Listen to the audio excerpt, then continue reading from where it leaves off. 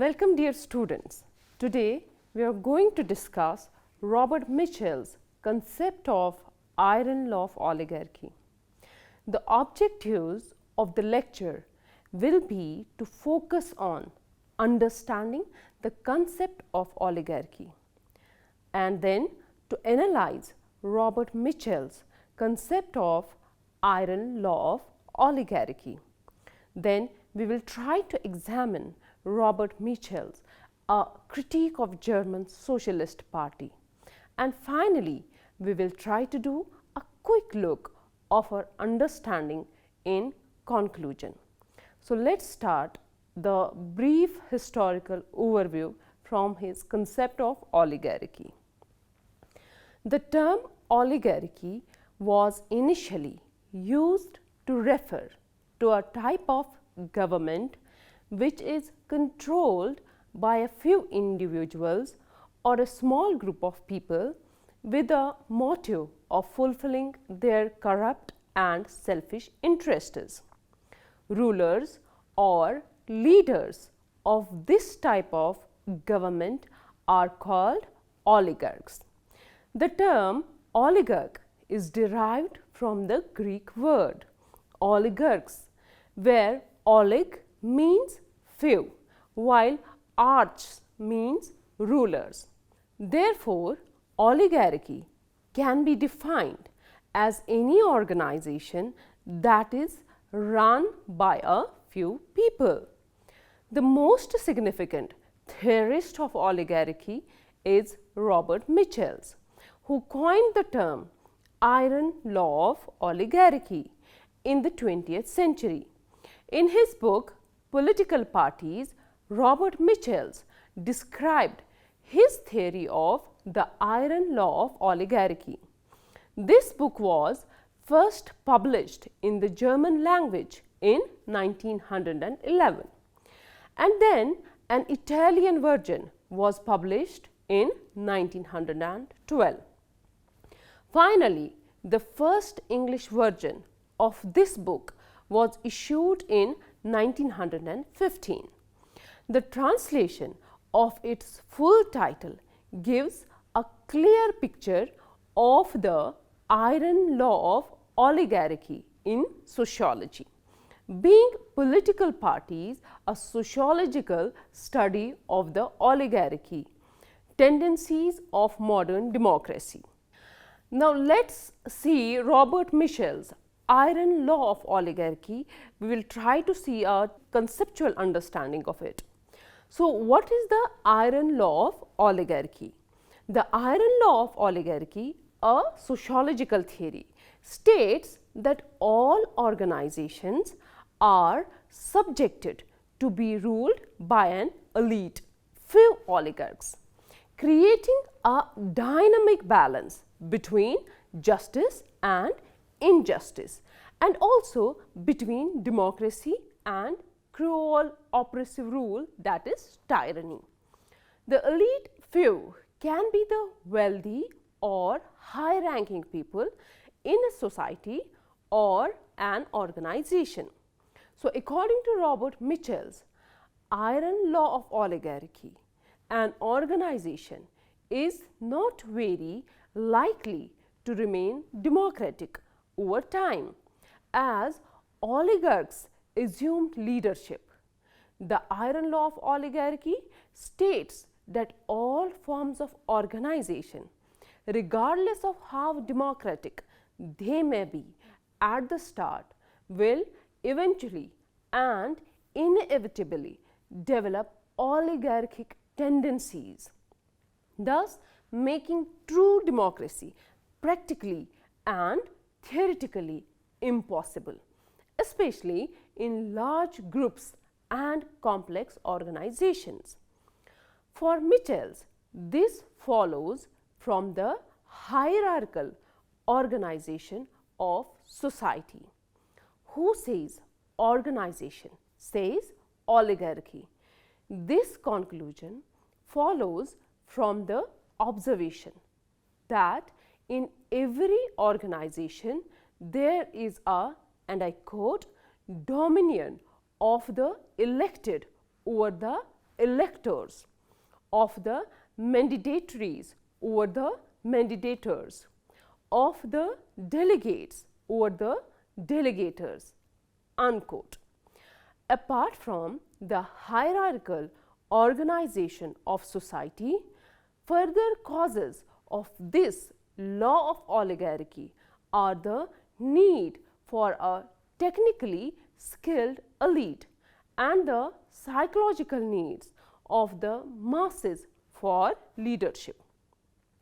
Democracy thus merely means that the minority group of the ruling is not based on a hereditary principle like in an aristocracy, but that the people can from time to time decide which elite will rule them.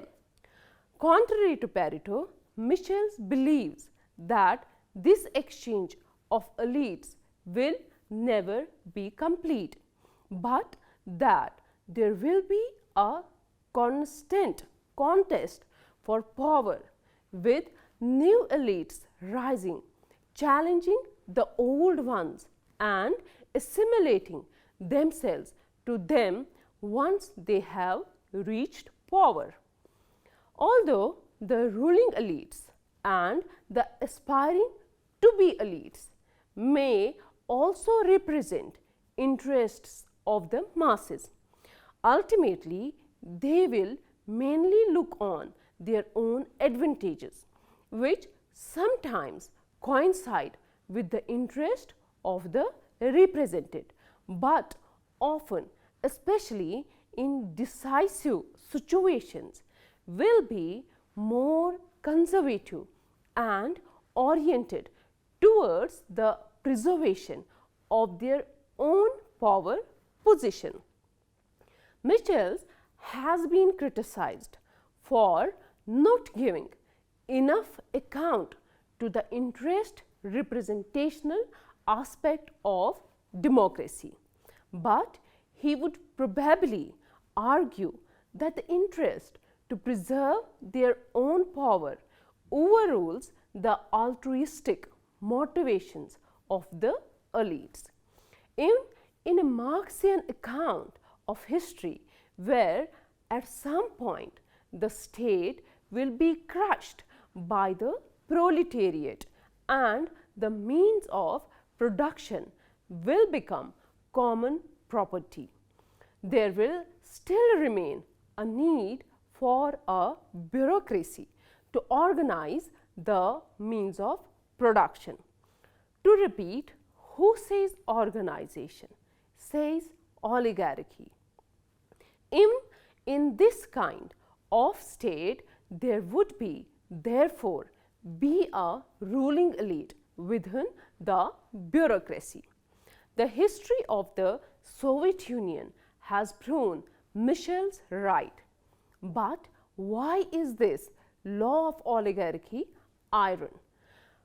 For Michels, this rests upon the assumption that, and I quote, leadership is a necessary phenomenon in every form of social life, unquote.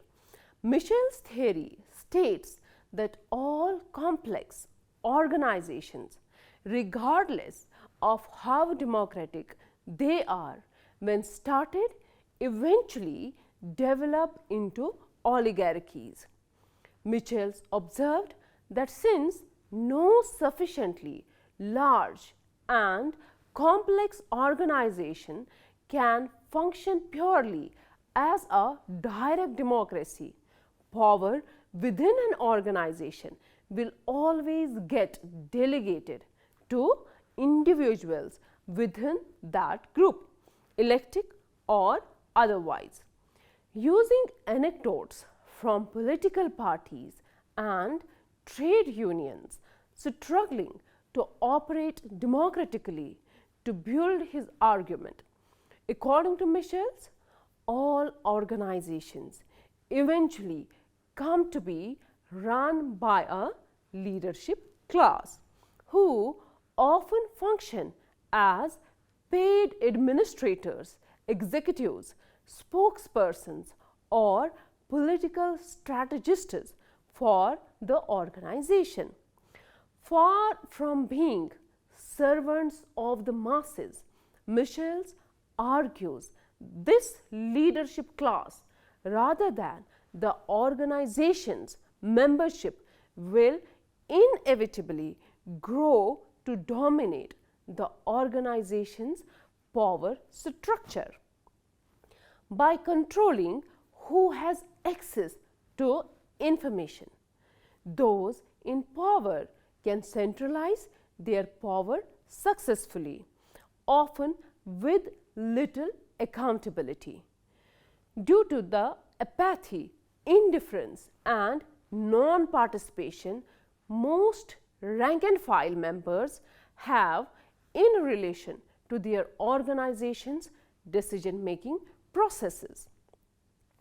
Michels argues that democratic attempts to hold leadership positions accountable are prone to fail, since with power comes the ability to reward loyalty, the ability to control information about the organization, and the ability to control what procedures the organization follows when making decisions. All of these mechanisms can be used to strongly influence the outcome of any decisions made democratically by members. Michels stated that the official goal of representative democracy of eliminating elite rule was impossible, that representative democracy is a facet legitimizing the rule of a particular elite, and that elite rule, which he refers to as oligarchy, is inevitable.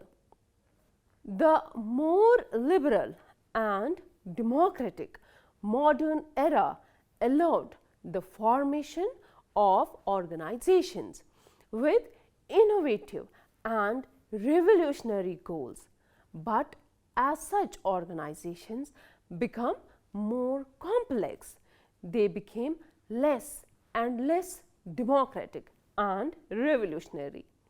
Later, Michels migrated to Italy and joined Benito Mussolini's fascist party, as he believed this was the next legitimate step of modern societies. He later became an important ideologue of Benito Mussolini's fascist regime in Italy, teaching economics at the University of Perugia. Now, dear students, let's see Robert Michels as a critique of German Socialist Party.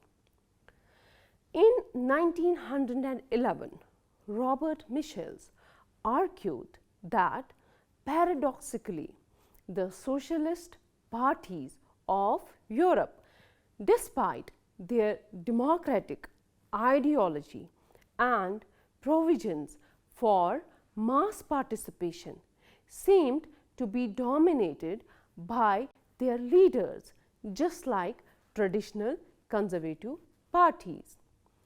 Michels' conclusion was that the problem lay in the very nature of organizations. Michels stressed several factors that underlie the Iron Law of Oligarchy. Darcy K. Leach summarized them briefly as: bureaucracy happens. If bureaucracy happens, power rises and power corrupts.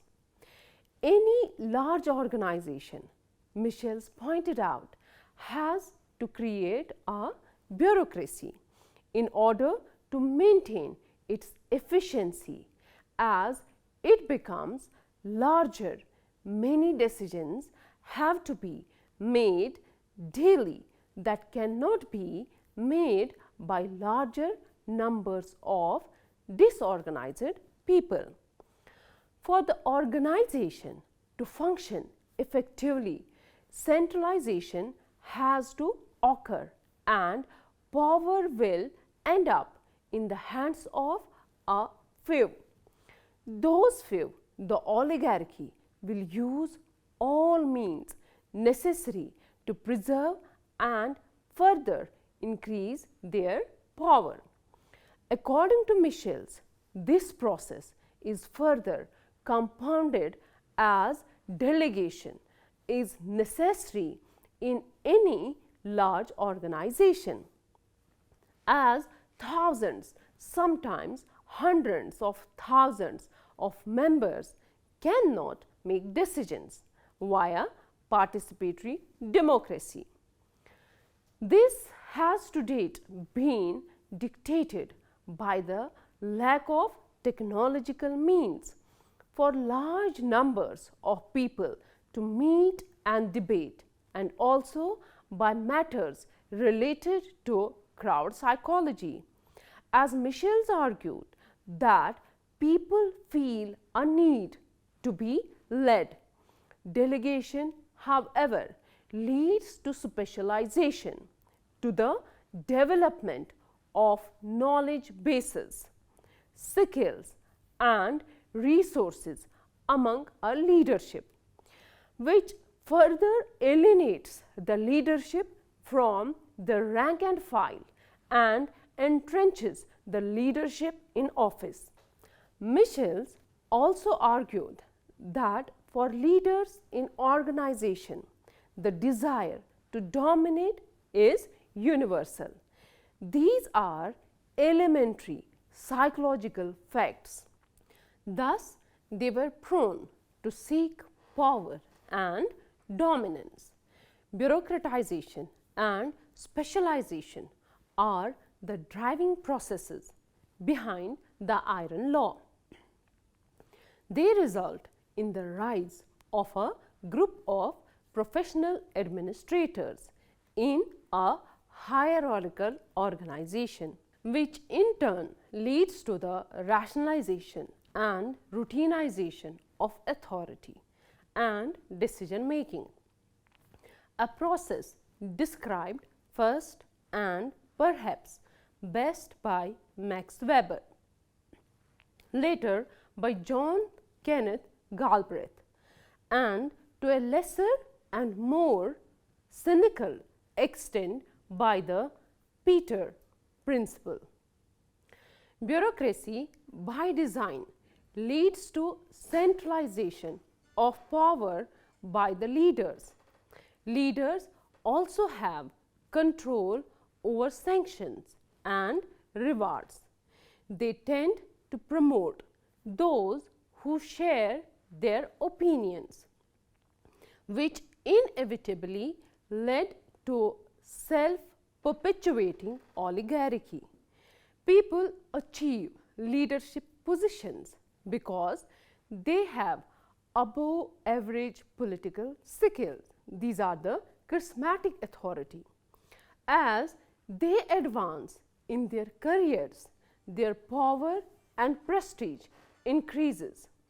Leaders control the information that flows down the channels of communication, censoring what they do not want the rank and file to know. Leaders will also dedicate significant resources to persuade the rank and file of the rightness of their views. This is compatible with most societies. People are taught to obey those in positions of authority. Therefore, the rank and file show little initiative and wait for the leaders to exercise their judgment and issue directives to follow. The Iron Law of Oligarchy states that all forms of organization, regardless of how democratic they may be at the start, will eventually and inevitably develop oligarchic tendencies, thus making true democracy practically and theoretically impossible, especially in large groups and complex organizations. The relative structural validity in a small scale democracy succumbs to social viscosity in a large scale organization. The principle of oligarchy in modern democratic parties therefore arises from the technical indispensability of leadership. As Michels puts it, at the outset, leaders arise spontaneously. Their functions are accessory and gracious. Soon, however, they became professional leaders, and in this second stage of development, they are stable and irremovable. In other words, every efficient organization needs a hierarchical and permanent bureaucracy with a division of labor and a chain of command. This is both a technical to ensure the smooth running of the party through a process of delegation and a tactical necessity. Democracy is too slow a decision making process to react to political events. It is that bureaucracy that will form the ruling oligarchy, such that the end result is that there is an inverse proportion between the size of an organization and democracy. The larger and more complex an organization is, the less democratic it will be. Where organization is stronger, we find that there is a lesser degree of applied democracy. Michel has what he calls a Rousseauian understanding of democracy, namely that the people, or in this case the members of the party, in some sense directly rule. The concept of representation was foreign to him.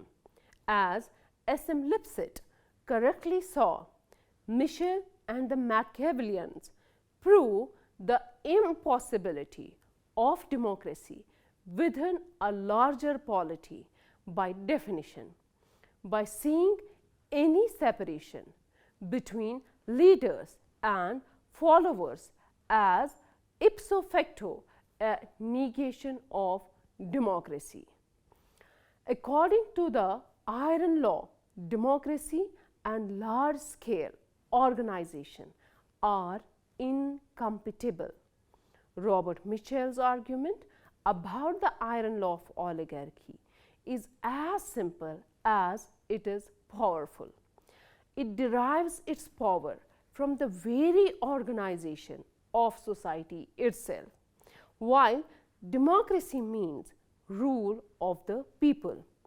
Oligarchy is the rule of the few, the rule of a powerful elite.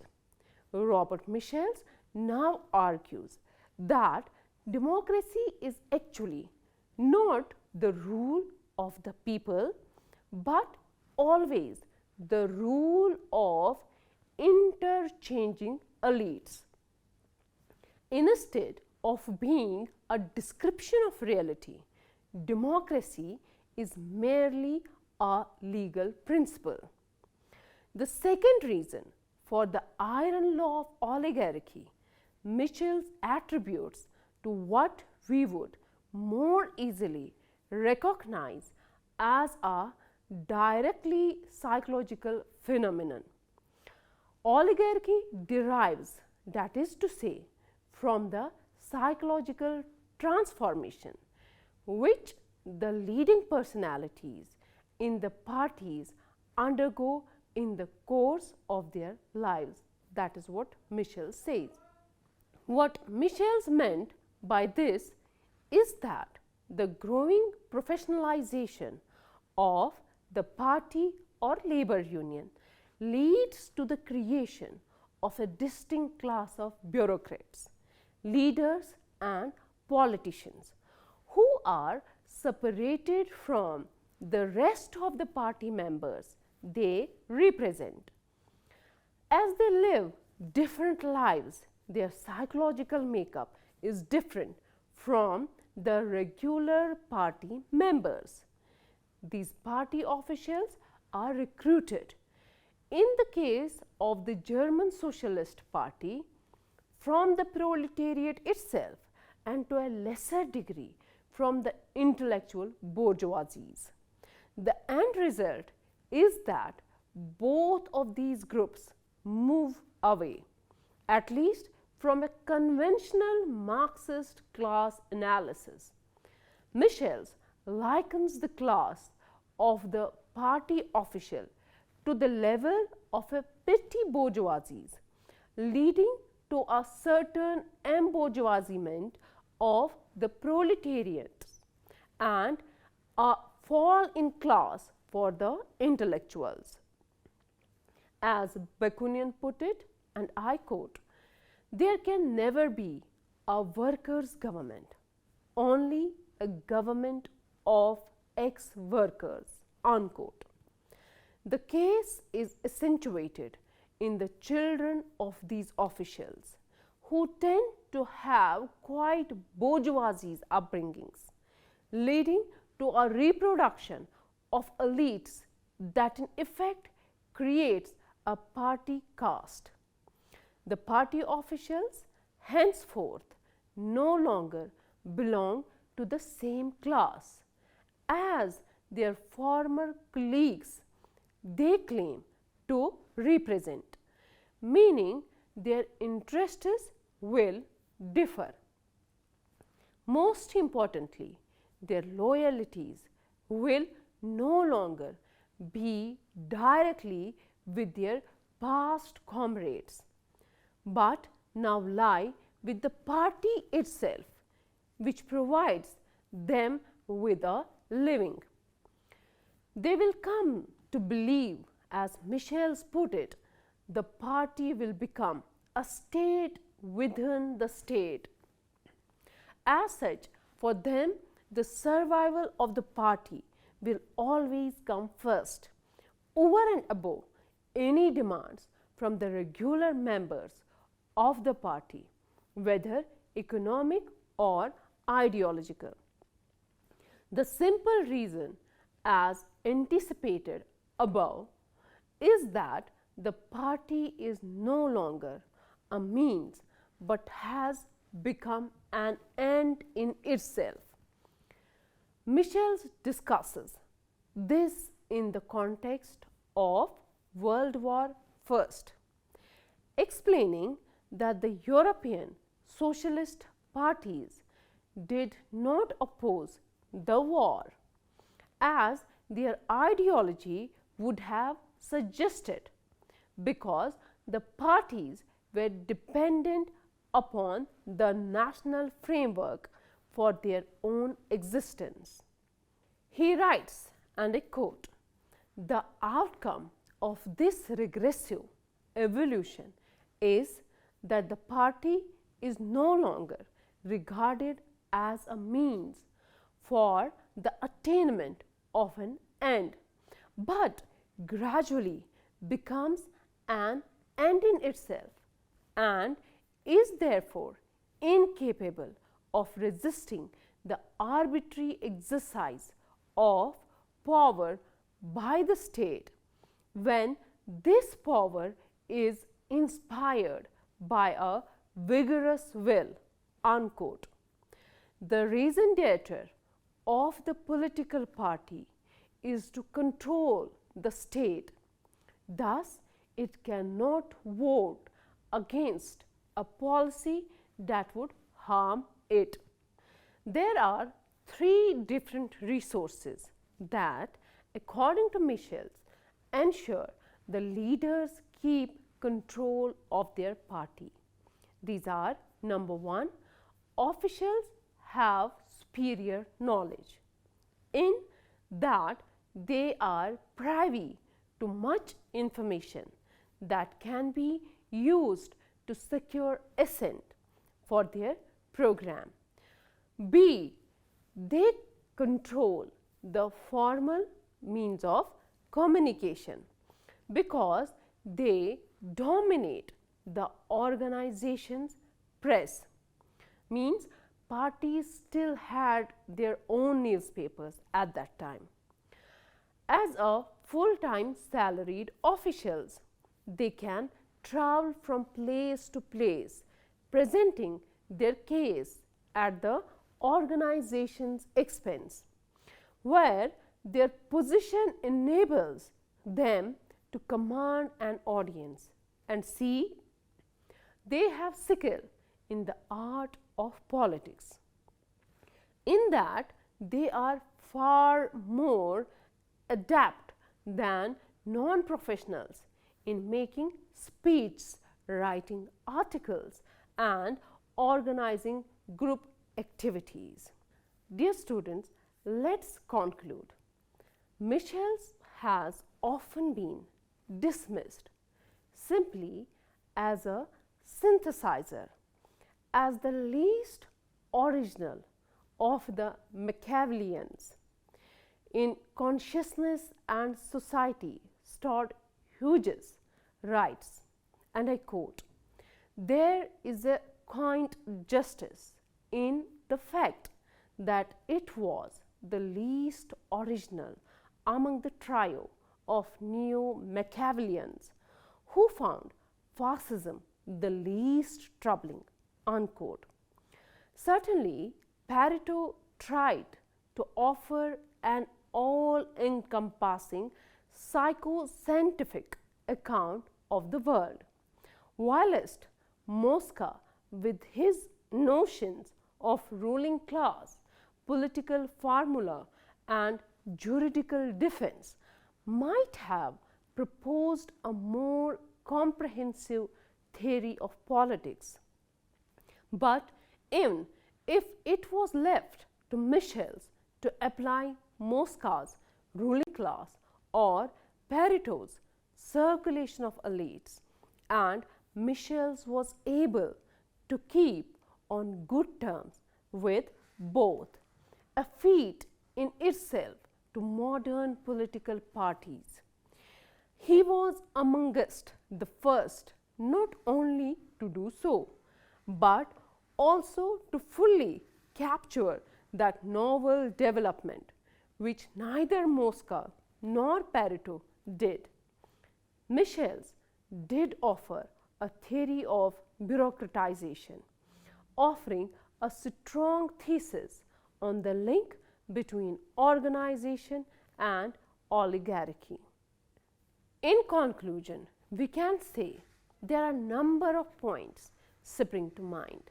First, that any sort of direct democracy in a modern setting is practically, apart from on a very small scale, impossible. Second, that any type of organization will naturally produce a class of leaders, a political class or ruling elite will arise because of the Iron Law of Oligarchy, more or less independent from those they are responsible to. When we think about politics, this sounds about right. Politicians are more or less independent from voters. How much is an empirical question, and this is not to deny that numerous factors, including the structure of organization, might serve to reduce that independence. So dear students, this was all about Michel's The Iron Law of Oligarchy. Hope you have understood. Thank you.